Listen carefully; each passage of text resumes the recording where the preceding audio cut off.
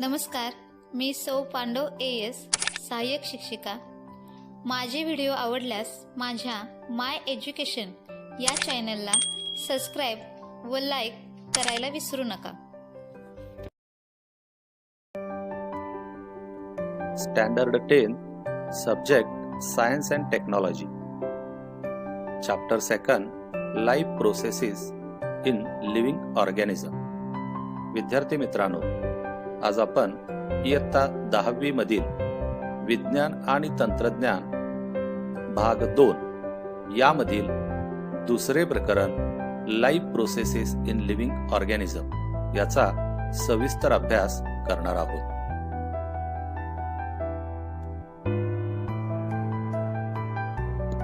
Living organisms and life processes. Human and other animals consume the fruits and vegetables. Plants are autotrophs.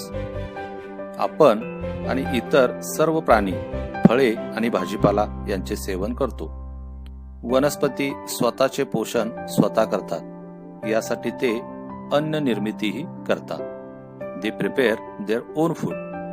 They utilize some of the food for themselves, whereas remaining is stored in various parts like fruits, leaves, stem, roots, etc.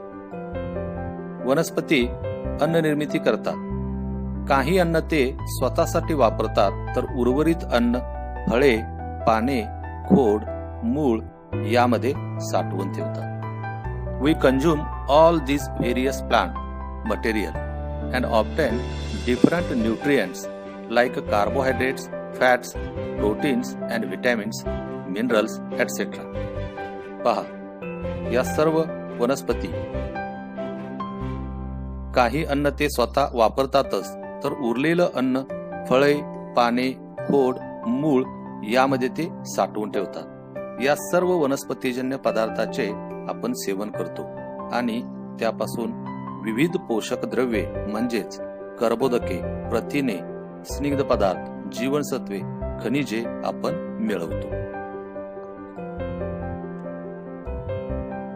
We obtain the carbohydrates from milk, fruits, jaggery, cane sugar, vegetables, potatoes, sweet potatoes, sweet meats and cereals like wheat, maize, ragi, jawar, millet, rice, etc.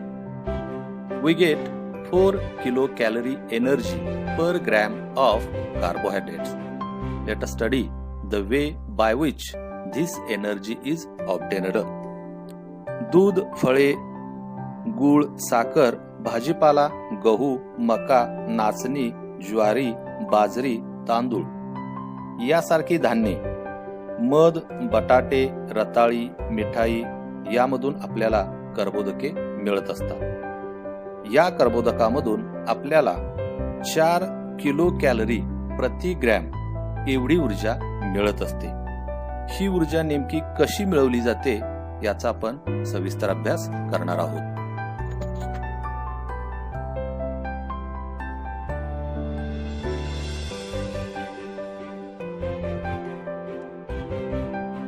Living organism and energy production म्हणजे सजीव व ऊर्जा निर्मिती. In living organisms respiration occurs at 2 levels as body and cellular level. सजीवामध्ये श्वसन हे शरीर स्तर आणि पेशी स्तर अशा 2 स्तरावर घडत असते. Oxygen and carbon dioxides are exchanged between body and surrounding in case of respiration occurring at body level. शरीर स्तरावर होणाऱ्या श्वसनात ऑक्सिजन आणि कार्बन डायऑक्साइड या वायूंची शरीर आणि सभोवतालचे वातावरण यामध्ये देवाणघेवाण होत असते. In case of respiration at cellular level, foods are oxidized either with or without help of oxygen. पेशी स्तरावर होणाऱ्या श्वसनात अन्न पदार्थाचे ऑक्सिजनच्या मदतीने अथवा ऑक्सिजनच्या शिवाय ऑक्सिडीकरण केले जाते.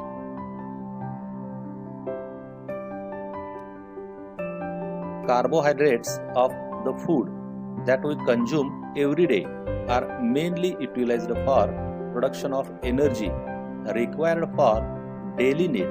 This energy is obtained in the form of ATP. आपण जे अन्नपदार्थ खातो त्यातील प्रामुख्याने कर्बोदकांचा उपयोग मुख्यत्वे दररोज आवश्यक असणारी ऊर्जा मिळवण्यासाठी केला जातो. This energy is obtained in the form of ATP. म्हणजे ही ऊर्जा ATP च्या स्वरूपात मिळवली जाते. For this purpose, glucose, a type of a carbohydrate, is oxidized step by step in the cells. This is called as cellular respiration. ऊर्जा ATP च्या स्वरूपात मिळवली जाते आणि त्यासाठी पेशीमध्ये ग्लुकोज या कर्बोदकाचे टप्प्याटप्प्याने ऑक्सिडीकरण केले जाते. यालाच आपण पेशी स्तरावरील श्वसन असे म्हणतो. Cellular respiration occurs among the living organism by 2 methods. सजीवामध्ये पेशी स्तरावर हे श्वसन 2 प्रकारे घडत असते. ते म्हणजे first aerobic respiration, that is oxygen is evolved. Second, anaerobic respiration, that is oxygen is not evolved. म्हणजे पहिला प्रकार ऑक्सिश्वसन ज्यामध्ये ऑक्सिजन भाग घेतो आणि दुसरा प्रकार विनॉक्सी श्वसन की ज्यामध्ये ऑक्सिजन भाग घेत नाही. एरोबिक रेस्पिरेशन म्हणजेच ऑक्सी श्वसन जे ऑक्सिजनच्या सानिध्यात घडते. याचा आपण सविस्तर अभ्यास करू. In aerobic respiration glucose is oxidised in 3 steps. First glycolysis, second tricarboxylic acid cycle and third electron transfer chain reaction. ऑक्सी श्वसन हे 3 स्टेप मध्ये घडते. First glycolysis, second tricarboxylic acid यालाच आपण TCA सायकल असे सुद्धा म्हणतो. Third electron transfer chain reaction म्हणजेच आपण याला ETC चेन रिएक्शन असे सुद्धा म्हणू शकतो.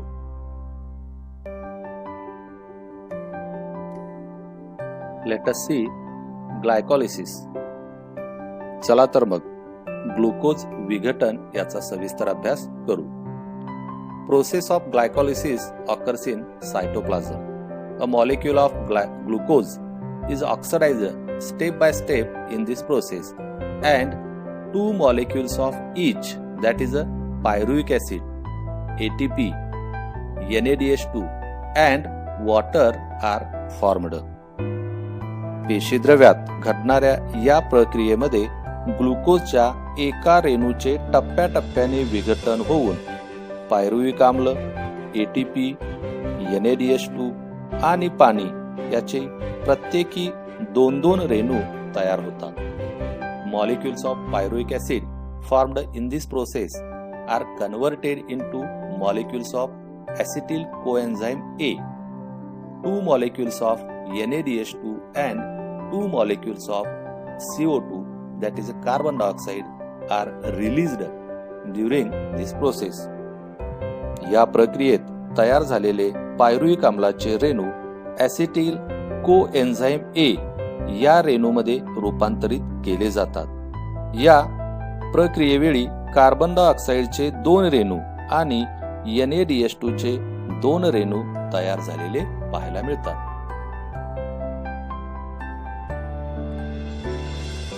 सेकंड ट्रायकार्बोक्सिलिक ऍसिड सायकल म्हणजेच त्याला आपण TCA सायकल असे सुद्धा म्हणतो.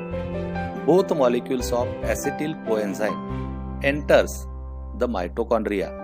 Cyclic chain of the reactions called as tricarboxylic acid cycle is operated on it in the mitochondria. Acetyl part of acetyl coenzyme A is completely oxidized through this cyclic process and molecules CO2, H2O, NADH2, FADH2 are derived. म्हणजेच ऍसिटिल कोएन्झाइम A चे रेणू तंतू कणिकेमध्ये जातात. तेथे त्यावर try carboxylic आम्ल चक्र म्हणजेच crab चक्र ही चक्रीय अभिक्रिया राबवली जाते. या अभिक्रियेद्वारे ॲसेटिल कोएन्झाइम ए च्या रेणूतील ॲसेटिलचे पूर्णपणे ऑक्सिडीकरण केले जाते आणि त्याद्वारे CO2, H2O, NADH2, FADH2 आणि ATP चे रेणू मिळतात.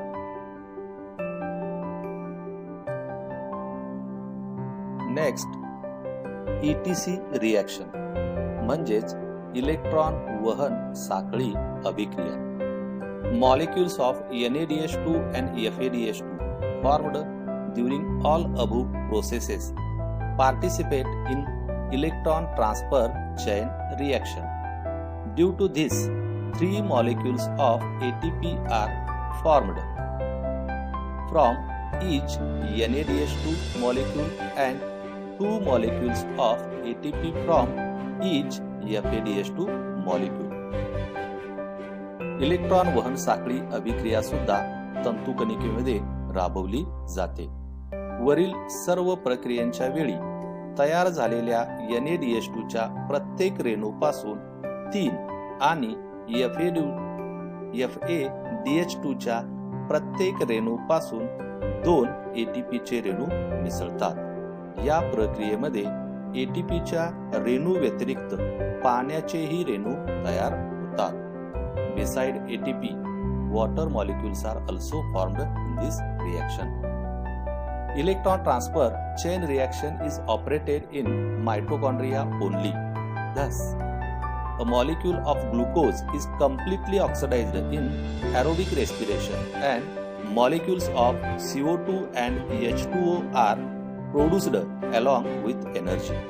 अशा पद्धतीने ऑक्सिश्वसनामध्ये ग्लुकोजचे पूर्ण ऑक्सिडीकरण म्हणजेच विघटन होते आणि ऊर्जेबरोबर कार्बन डायऑक्साइड म्हणजेच CO2 आणि H2O म्हणजेच पाण्याचे रेणू तयार होतात.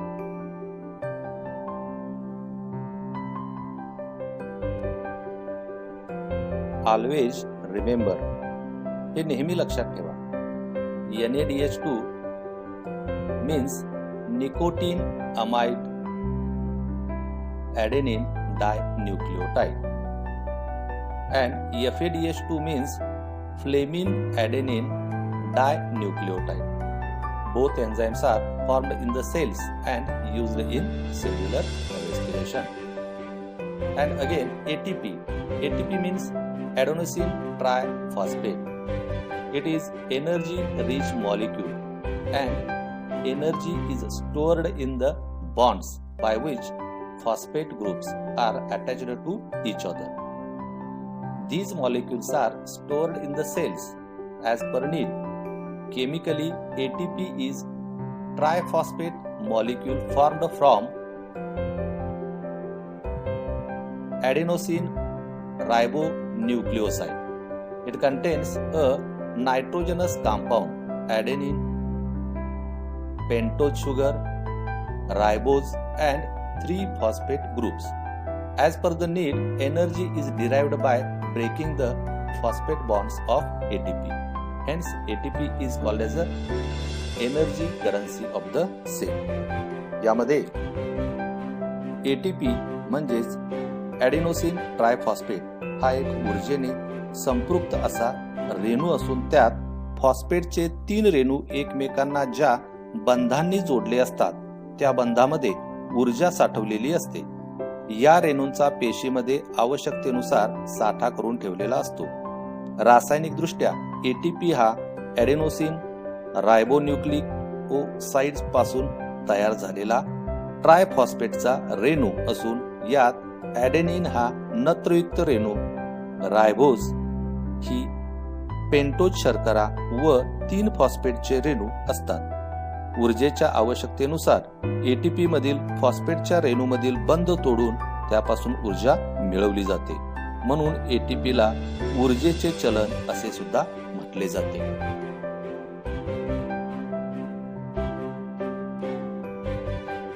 ATP, that is adenosine triphosphate, energy currency.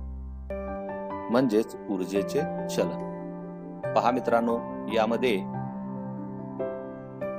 ATP ला ऊर्जेचे चलन असे का म्हटले जाते? या एटीपी पासून आपणाला आवश्यकतेनुसार ऊर्जा मिळवली जाते, म्हणून त्याला आपण एनर्जी करन्सी असे सुद्धा म्हणतो।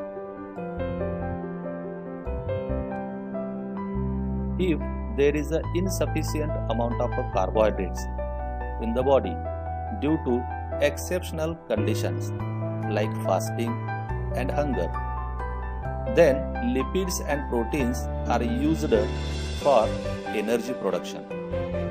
In case of lipids, they are converted into fatty acids, whereas proteins into amino acids. उपासमारीच्या काळामध्ये किंवा उपोषण यासारख्या अपवादात्मक परिस्थितीमध्ये शरीरात जर कर्बोदकांचा साठा कमी असेल तर ऊर्जा मिळवण्यासाठी शरीरातील स्निग्ध पदार्थ आणि प्रथिनांचा वापर केला जातो। स्निग्ध पदार्थाबाबत त्याचे रूपांतर मेदाम्लामध्ये केले जाते, तर प्रथिनांचे रूपांतर अमिनो आम्लामध्ये केले जाते।